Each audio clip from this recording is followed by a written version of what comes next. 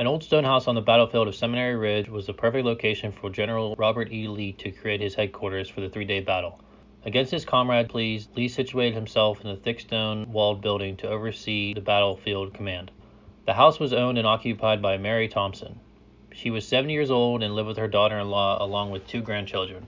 Upon the troops arrived to Gettysburg, Mary and her family took cover in the basement while the Confederates occupied her home. During the first day of battle, July 1, 1863, the house withstood heavy bombardments and witnessed plenty of fighting with bloodshed. After the first day, the numbers of wounded soldiers on Seminary Ridge soared. Both North and South brought their soldiers to the house for medical treatment.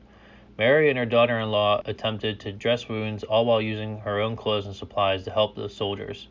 When soldiers died, Mary rolled them into carpets and blankets, piling them outside the cellar door. Confederate officers stayed at the house through the duration of the battle, but Robert E. Lee found himself on the move and in encampments around the battlefield than in his own headquarters. After the battle, the house was left in shambles. The fence was destroyed and the interior of the home was depleted as well as completely emptied. Mary left the house temporarily but returned and lived out the rest of her life there until she passed away in 1873. A fire struck the house in 1896 and destroyed the inside. The thick stone walls stood strong as they did during the battle. The house was restored and repurposed into a small Quality Inn in the 1900s. Guests staying at the Quality Inn have heard gun blasts and felt the house rock from invisible cannon bombardments.